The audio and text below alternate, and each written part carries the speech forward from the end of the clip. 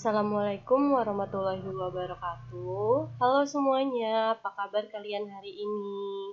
Semoga kalian selalu dalam keadaan yang baik, keadaan yang sehat, dan juga jangan lupa untuk selalu menjaga kebersihan pada diri kalian. Nah, untuk hari ini kita sudah memasuki bab baru, yaitu di sini saya akan membahas mengenai konsep desain atau prototipe produk komputer. Nah, untuk itu bisa kalian pahami baik-baik apa yang saya jelaskan dan tolong didengarkan baik-baik.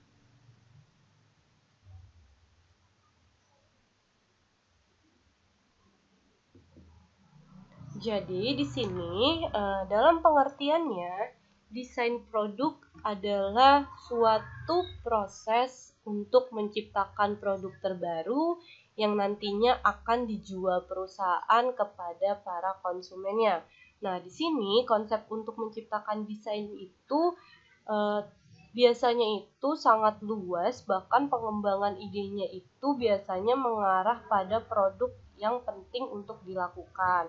Nah, di sini para ahli itu menyebutkan bahwa desain produk itu berasal dari desain industrial.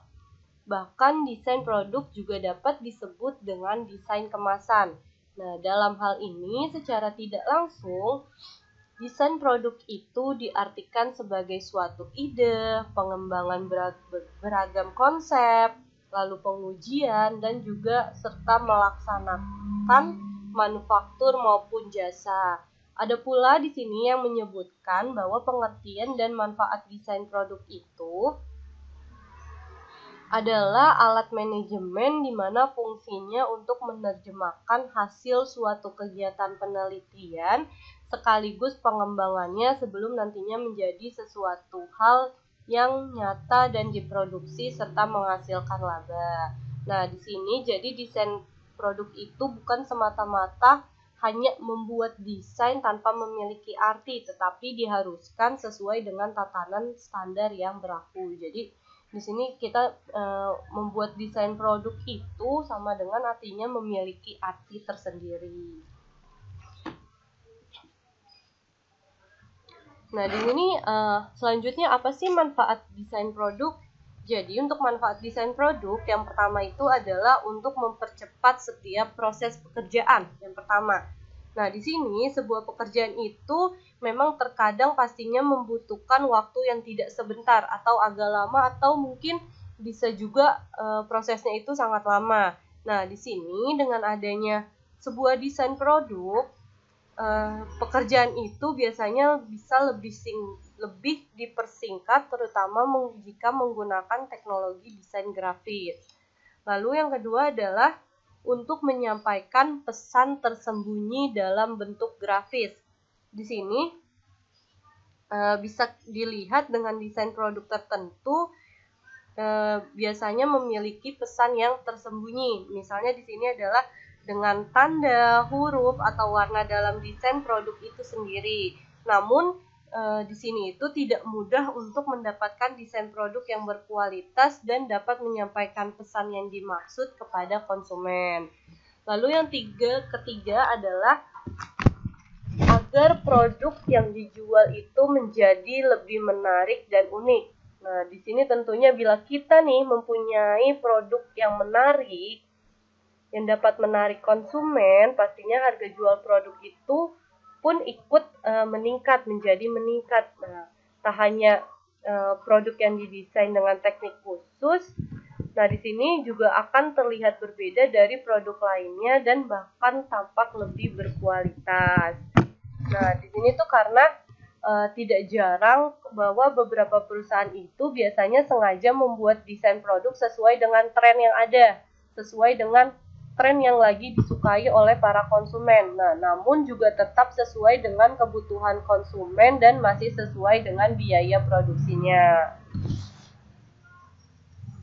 Nah, itu untuk manfaat desain produk di sini ada 3. Yang pertama untuk mempercepat setiap proses pekerjaan, lalu yang kedua untuk menyampaikan pesan tersembunyi dalam bentuk grafis, dan yang ketiga adalah agar produk itu yang dijual menjadi lebih menarik dan unik. Lalu selanjutnya di sini itu ada tujuan dari desain produk. Nah, tujuan desain produk itu adalah untuk menghindari terjadinya kegagalan saat pembuatan produk tersebut. Nah, di sini jadi kita itu dapat memilih metode yang paling baik serta ekonomis dalam memproduksi produk yang kita inginkan. Nah, dengan desain produk, tentunya kita itu dapat dengan mudah untuk menentukan standar dan spesifikasi produk yang dibuat dengan lebih detail lagi. Selain itu, tujuan dari desain produk di sini adalah untuk menghasilkan produk yang sesuai, yang berkualitas dan mempunyai tingkat nilai jual yang tinggi dan mampu untuk menghasilkan produk yang sesuai dengan tren pada waktunya. Nah, desain produk ini dapat digunakan juga untuk membuat produk yang seekonomis mungkin dalam pengeluaran biaya saat produk atau maksudnya saat produksi atau bahan baku dan tanpa mengurangi nilai jual dari produk tersebut. Nah, lanjut di sini ada langkah-langkah dalam membuat desain produk. Nah, desain produk itu yang seperti tadi saya jelaskan bahwa dapat diartikan sebagai desain industri. Nah, desain industri ini merupakan seni terapan di mana estetika dan usability atau kemudahan dalam menggunakannya suatu barang dilakukan penyempurnaan. Nah, desain industri ini biasanya menghasilkan kreasi tentang bentuk, lalu ada konfigurasi atau komposisi garis atau warna atau garis dan warna atau gabungannya yang berbentuk 3 atau 2 dimensi sehingga memberikan kesan estetis agar dapat dipakai untuk menghasilkan produk, barang, komoditas industri atau kerajinan tangan. Nah, biasanya sebuah karya desain itu dianggap sebagai kekayaan intelektual karena merupakan hasil buah pikiran dan kreativitas dari para pendesainnya. Nah, di sini jadi untuk desain industri itu dilindungi hak ciptanya oleh pemerintah melalui Undang-Undang Nomor 31 Tahun 2000 tentang Desain Industri. Nah, di sini itu ada langkah-langkah dalam membuat desain produk. Di tahap pertama yaitu ada situasional, di mana di sini adalah kita mengidentifikasi dan membatasi masalah yang mengenai pembuatan desain produk itu tersendiri.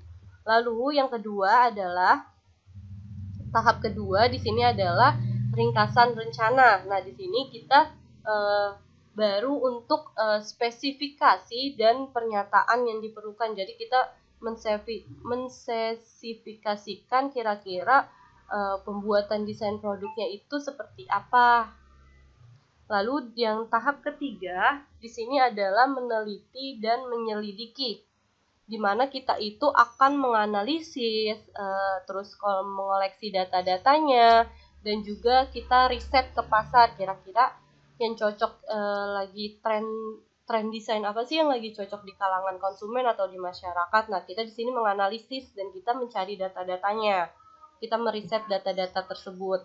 Lalu yang tahap keempat itu adalah pemecahan-pemecahan. Di sini eksplorasi bentuk atau pengembangan bentuk. Jadi setelah kita sudah menganalisis, kita udah punya data, kita udah meriset nih. Nah, di sini kita mengembangkan nih kira-kira, oh yang cocok ini loh desainnya, kayak gini loh desainnya, seperti itu. Lalu di sini yang kelima itu adalah pemecahan terbaik. Di sini pemilihan sketch atau desain terbaik. Nah, di sini kita sudah tahu nih desainnya kira-kira seperti ini. Oh, kita udah nentuin desainnya itu kayak gini, kayak gitu. Lalu yang keenam itu adalah model, mock-up, prototype atau simulasi. Kita mensimulasikan kira-kira desainnya ini sudah cocok atau belum, kira-kira desainnya ini sudah sesuai atau belum. Lalu yang ketujuh itu adalah gambar kerjanya. Lalu yang kedelapan adalah visualisasi produk, produksi atau pembuatan produk. Jadi di sini udah mulai kita memproduksi, kita sudah punya desainnya seperti apa, kita sudah mencocokkan, kita sudah tahu desainnya seperti apa. Dan sini adalah kita proses untuk produksi atau pembuatan produknya. Lalu yang terakhir itu, yang ke-9 itu adalah tes dan evaluasi atau penafsiran dan pengetesan hasil. Jadi setelah kita sudah buat, tentunya kita harus tes dulu ataupun evaluasi dulu dari desain produk yang sudah kita produksi tersebut. Nah, untuk materi hari ini cukup sampai di sini. Semoga kalian bisa paham dengan apa yang Bu Lia jelaskan tadi. Jika belum paham, kalian boleh bertanya langsung kepada Bu Lia. Dan kalian juga bisa untuk mencatat materi hari ini sebagai tambahan kalian belajar di rumah. Untuk itu, sekian dari Bu Lia. Wassalamualaikum warahmatullahi wabarakatuh.